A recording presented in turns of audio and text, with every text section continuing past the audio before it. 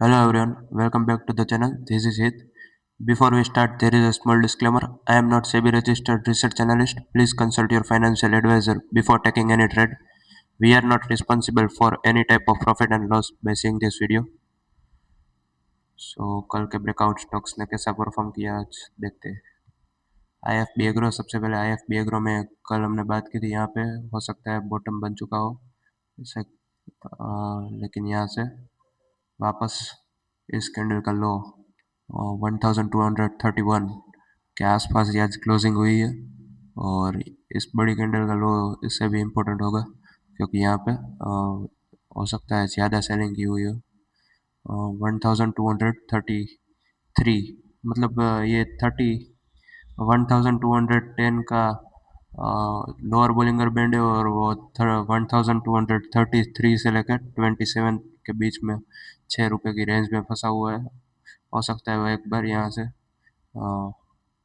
Down हो जाए, वो एक बार लोअर बोलिंगर बैंड को तोड़ भी दे 2-3 दिन के लिए, लेकिन वापस वहीं से एक यहाँ से ऐसे ऐसे थोड़ा साइडवेज होके फिर से ब्रेकआउट दे यहाँ पे हो सकता है, या फिर वो ऐसे यहाँ से नीचे चला जाए या फिर से कंसोलिडेशन होकर ब्रेकआउट दे। ऐसा हो सकता है।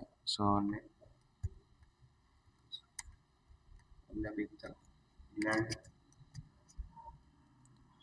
ग्लैंड में अगर आप देखें तो आज ओवरऑल फार्मा में एक सबसे पहले निफ्टी फार्मा आज लगभग ग्रीन में ही क्लोज हुआ है, लेकिन यहाँ पे एक ग्लैंड ने एक वीकनेस दिखाई है, ये 40 को रेजिस्टेंस मान के चल रहा है। अब एक बार वो 40 को एक बार तोड़ दे और 20 SMA का भी रेजिस्टेंस है प्राइस एक्शन में, यहाँ पे 1799 या फिर 1800, और उसके बाद ये कल की स्पिनिंग टॉप का हाई 1815, मतलब 1815 के आसपास एक रेजिस्टेंस जोन बना हुआ है।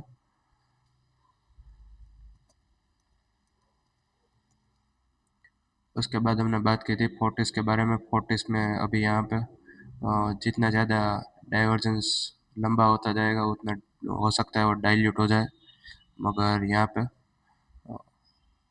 आज इसने कल के लो को ब्रेक कर दिया। उतना ज़्यादा वॉल्यूम नहीं था लेकिन ब्रेक ज़रूर किया हुआ है। यहाँ पे हो सकता है 2-3 दिन में कुछ अच्छी खबर आ जाए तो ये निफ्टी फार्मा भी इस रेजिस्टेंस लाइन, इस कैंडल का हाई को एक बार क्लोज ऊपर चला जाए, जो कि है 23,101, उसको एक बार क्रॉस कर दे तो यहाँ पे एक अच्छा खासा बुलिश मोमेंटम देखने को मिलेगा।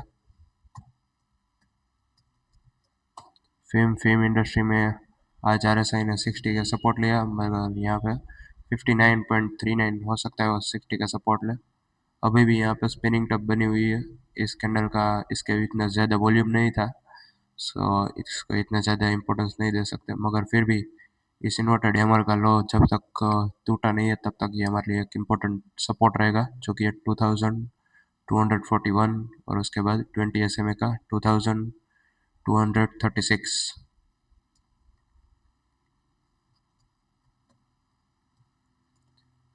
कल साइंट की बात की थी, साइंट में कल जैसे कि बोला था यहाँ पे 1194 का रेजिस्टेंस लेवल है, आज 93 से लेके वापस घूम गया।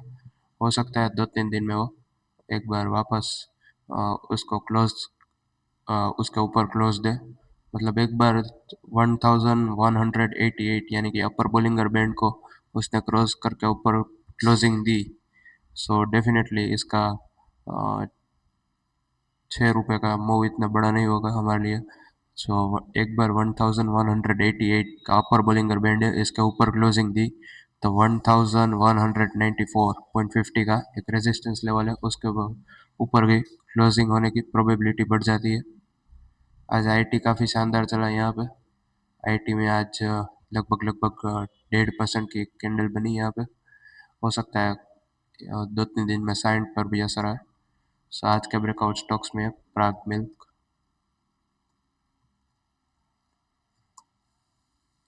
पराग मिल्क में सबसे पहले आप मंथली टाइम फ्रेम पे देखें तो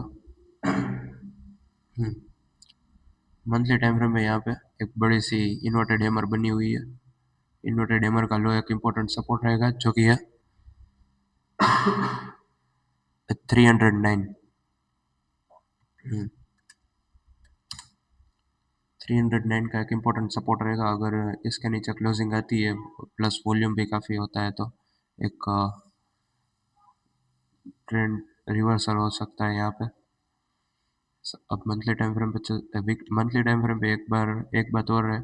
यहाँ पे जब जब ग्रीन कैंडल बनी हुई है तब ग्रीन वॉल्यूम काफ़ी ज़्यादा होता है। यहाँ पे अगर आप देखें तो यहाँ पे इतना ज़्यादा वॉल्यूम, फिर रेड वॉल्यूम काफ़ी कम, ग्रीन वॉल्यूम काफ़ी ज़्यादा है। यहाँ पे फिर से ग्रीन वॉल्यूम ज़्यादा, मतलब ग्रीन वॉल्यूम जितना होता है उतना बाइंग की होती है।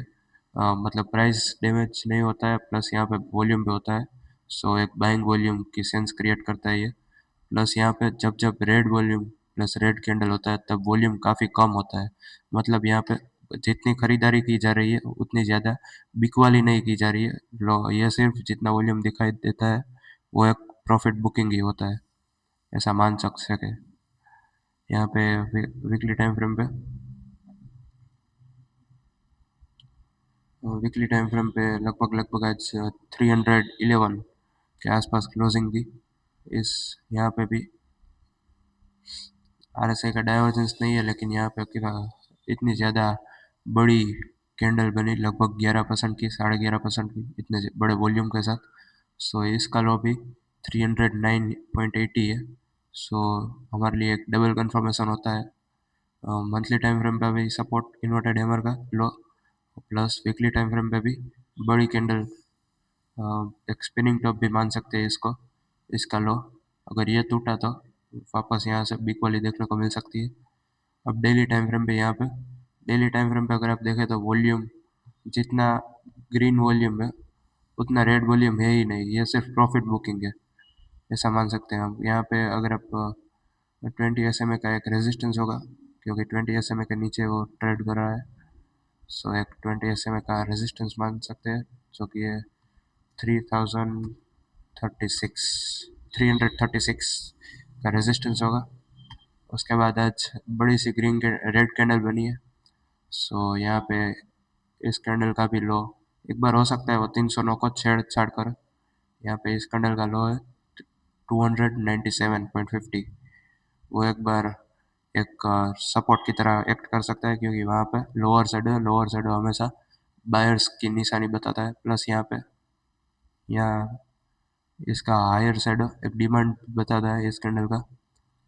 मतलब उसका उतना ज़्यादा इफेक्ट नहीं आया आज, भले ही यहाँ पे 3.25% का बेरिश मूव यहाँ पे दिखाई देता है, मगर यहाँ पे वीकली आरएसआई भी 60 पे सपोर्ट ले रहा है, मंथली आरएसआई 67 पे, प्लस यहाँ पे डेली आरएसआई 40 के आसपास है। मतलब वो एक 40 को सपोर्ट मान के चल सकता है। यहाँ पे 20 SMA का एक रेजिस्टेंस होगा। उसके बाद अगर 20 SMA का क्रॉस कर देता है तो यहाँ पे इस कैंडल का हाई तकरीबन 359 का एक रेजिस्टेंस होगा। अगर दोनों को कंफर्म होते हैं तो 376.95, 377, उसके बाद 359, उसके बाद 336, ये तीनों रेजिस्टेंस लेवल होंगे हमारे हिसाब से। और 309 और 297 एक सपोर्ट लेवल होंगे। Next is Muthoot finance.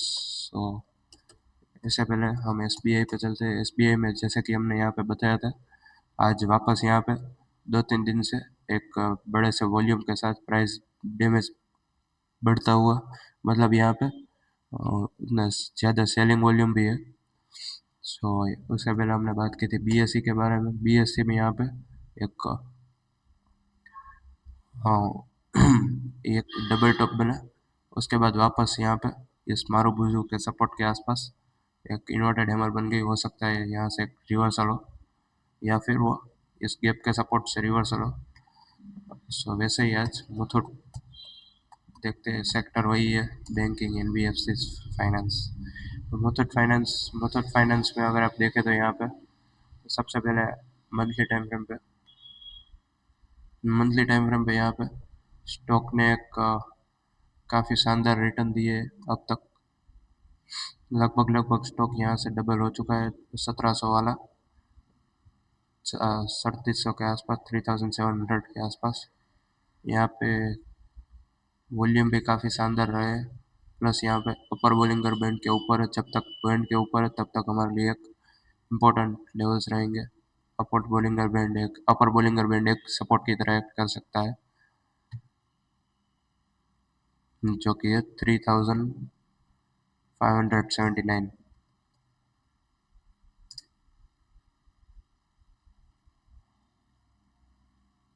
अब चलते हैं वीकली टाइम फ्रेम पे। वीकली टाइम फ्रेम पे यहाँ पे higher high higher lower 20 SMA का सपोर्ट के साथ स्टॉक अपर बैंड को तोड़ता हुआ भागता जा रहा है। यहाँ पे अगर आप ध्यान से गौर करें तो ये वाला RSI 79 पे, ये वाला RSI 79.95 और ये 73। यहाँ से प्राइस बढ़ा लेकिन RSI भी साथ में बढ़ा, सो हमारे लिए एक डाइवर्जेंस नहीं होगा। वॉल्यूम भी काफ़ी शानदार रहा है लेकिन उसके बावजूद यहाँ पे एक डाइवर्जेंस दिखाई देता है। अगर आप डबल टॉप भी इसको मान सकते हैं। यहाँ पे RSI 81 वाला वापस गिर के 73 हो गया और वीकली डेली चार्ट पे क्लोजिंग रेट था 3760, उसका क्लोजिंग रेट हुआ 3811। लेकिन यहाँ पे हायर हाई बना है, प्लस यहाँ पे RSI घटा है। सो हो सकता है वो एक 20 SMA का भी एक सपोर्ट ले। 20 SMA है 3623, 3623 और उसके बाद 3579। अगर गैप दोनों रेजिस्टेंस को ब्रेक करता है, सो हमारे लिए एक अगला रेजिस्टेंस होगा, सपोर्ट रहेगा ये वाला। इस कैंडल का क्लोजिंग रेट 3393।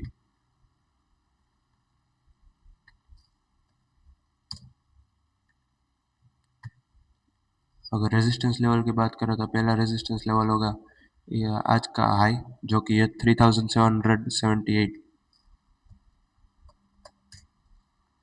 उसके बाद का रहेगा इस कैंडल का हाई, जो कि है 3827।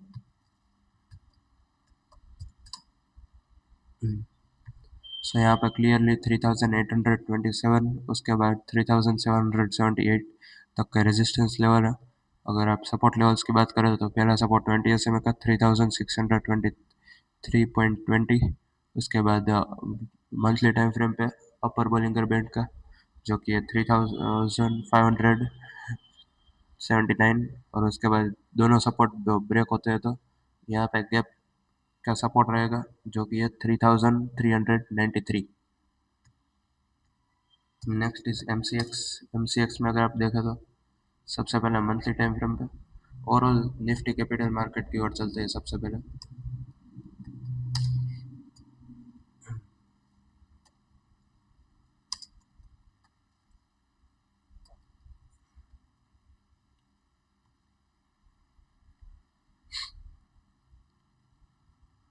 निफ्टी कैपिटल मार्केट में यहाँ पे एक बड़ा सा ट्रेंड लाइन ब्रेकआउट हुआ है। अगर आप मंथली RSI पे 60 के नीचे, प्लस यहाँ पे एक ट्रेंड लाइन का भी ब्रेकआउट हुआ है। वैसे आमतौर पर ब्रेकआउट अपसाइड की तरह ही, जब ब्रेकआउट ऊपर का होता है या जैसे यहाँ पे नीचे खुला और ट्रेंड लाइन के ऊपर क्लोज हुआ, उसको ब्रेकआउट बोलते हैं। लेकिन यहाँ पे लोग सब उसके नीचे जाता है ट्रेंड लाइन का, उसको भी ब्रेकआउट भी बोलते हैं।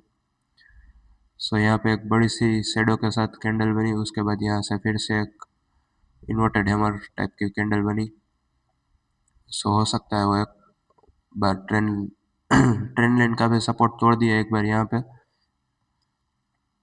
इस रेड कैंडल के क्लोजिंग 4632, वहाँ पे एक बार सपोर्ट ले।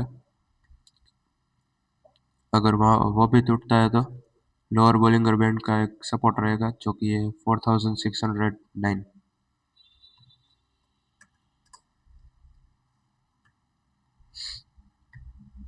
सो यहाँ पे पूरा का पूरा इंडेक्स ही एक साइडवेज जोन में जा चुका है। सो अब स्टॉक्स के बारे में डिस्कस करते हैं। स्टॉक एमसीएक्स में आज मंथली टाइम फ्रेम पे यहाँ पे एक क्लियरली डाइवर्जेंस दिखाई देता है। अगर आप मंथली टाइम फ्रेम पे देखें तो यहाँ पे सबसे ज़्यादा आरएसआई यहाँ पे, यहाँ से लेके आरएसआई गिरा मंथली टाइम फ्रेम पे। इस कैंडल का क्लोजिंग रेट था 3763 से लेके यहाँ तक आरएसआई बढ़ा, लेकिन यहाँ भाव बढ़ा लेकिन आरएसआई गिरा। एक डाइवर्जेंस है, हो सकता है वो एक डाइल्यूट हो चुका हो, क्योंकि यहाँ पे आप बार लगभग लगभग 15 से ज़्यादा ही है, लेकिन डाइवर्जेंस अपना काम ज़रूर करता है, भले वो डाइल्यूट हो चुका हो। यहाँ पे पिछले वीक यहाँ पे एक इन्वर्टेड हैमर बनी, इसका लो भी एक इम्पोर्टेंट सपोर्ट की तरह एक्ट कर सकता है। इसका लो है 9655 का एक इम्पोर्टेंट सपोर्ट रहेगा, क्योंकि यहाँ पे एक इन्वर्टेड हैमर का लो, एक अगर लो टूटा तो मतलब बायर्स ने अपना कब्जा खो चुका है, बायर्स हार चुके हैं और सेलर्स यहाँ पे हावी हो चुके हैं बायर्स पे। प्लस यहाँ पे डेली टाइम फ्रेम पे उससे भी ज़्यादा कंफर्मेशन, यहाँ पे डेली टाइम फ्रेम पे एक और डाइवर्जेंस है। अगर आप देखें तो यहाँ से आरएसआई गिरता जा रहा है।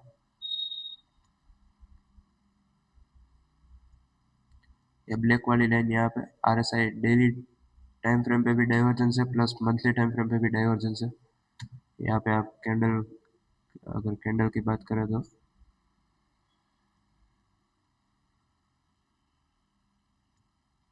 29 बार है, हो सकता है वो दोनों डाइल्यूट हो चुके हो, लेकिन एक बार इफेक्ट ज़रूर आता है यहाँ पे।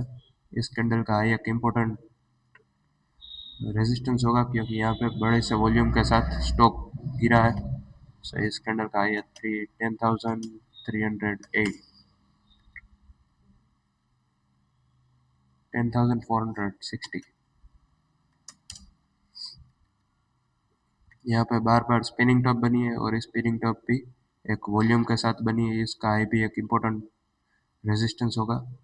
अगर कल यहाँ पे एक बेरिश माहौल क्रिएट होता है तो एक इसका हाई एक इम्पोर्टेंट रेजिस्टेंस होगा।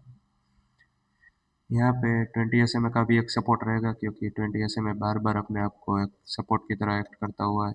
यहाँ पे नहीं, हर स्टॉक में और एक सपोर्ट की तरह ही एक्ट करता है। हो सकता है वो भले आज 10,121 पे क्लोजिंग आई हो, कल वो गिर के 20 SMA पे सपोर्ट ले। 20 SMA 9,852, अगर वो 20 SMA को भी ब्रेक करता है तो यहाँ पे सेम जैसे कि हमने एसबीआई में बात की थी, यहाँ पे डाइवर्जेंस अपना काम करेगा और 9,655 का सपोर्ट है। अगर उसको भी तोड़ देता है तो यहाँ तक इस कैंडल का ओपनिंग यानी लो 8,810। देखते हैं कल आरबीआई की पॉलिसी क्या कहती है। Next is RBL bank.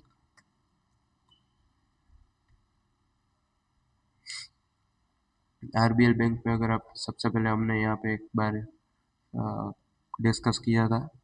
RBL bank में सेटअप वही है, मंथली टाइम फ्रेम पे 60 के ऊपर, वीकली टाइम फ्रेम पे भी 60 का सपोर्ट रहेगा, और डेली टाइम फ्रेम पे यहाँ पे एक डाइवर्जेंस हो सकता है, डाइल्यूट हो चुका हो यहाँ पे, और 38 पे डेली आरएसआई। अगर डेली आरएसआई ब्रेक होता है, डेली आरएसआई 36 के नीचे जाता है तो एक डबल कंफर्मेशन होगा। वैसे ही ये 40 के नीचे जाता है तो बेरिश होता है। अगर फिर भी यहाँ पे 36 के नीचे आरएसआई जाता है तो समझो डेली आरएसआई 36 पे जा चुका है, और वीकली आरएसआई पे उसका असर पड़ेगा। वीकली आरएसआई 60 के नीचे जाएगा, मतलब वीकली आरएसआई 60 के ऊपर नहीं मतलब बुलिश भी नहीं है, और 40 के नीचे नहीं मतलब बेरिश भी नहीं है। वीकली टाइम फ्रेम पे वो एक कंसोलिडेट करेगा, और डेली टाइम फ्रेम पे उसका आरएसआई अगर 40 के नीचे जाता है तो एक बेरिश माहौल क्रिएट करेगा। अगर 36 के नीचे जाता है, 38 के नीचे जाता है, या 36 के नीचे भी जाता है तो 2,285 एक इम्पोर्टेंट सपोर्ट रहेगा हमारे लिए स्पिनिंग टॉप का लो।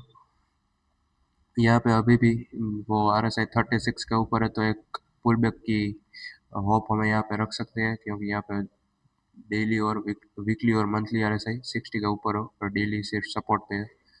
अगर यहाँ पे कंफर्मेशन की ज़रूरत होगी इस कैंडल का हाई जो कि 304, अगर कल कंफर्म होता है, अगर कल कंफर्म नहीं भी होता, समझो कल की यहाँ पे 304 को कंफर्म नहीं किए और वो लोअर बॉलिंगर बैंड के ऊपर क्लोजिंग दी, आरएसआई भी जिस 40 के नज़दीक 39 के आसपास, सो यहाँ पे होप हमारी अच्छी हो सकती है। Next is Torrent pharma. Torrent pharma overall आज हमने देखा यहाँ पे फार्मा सेक्टर काफ़ी अच्छा चल रहा है। टोरेंट फार्मा में यहाँ पे एक बुलिश मूव यहाँ पे होप कर सकते हैं। आरएसआई का आप बोलोगे यहाँ पे डाइवर्जेंस भी है, आरएसआई का डाइवर्जेंस यहाँ पे, यहाँ से लेके वो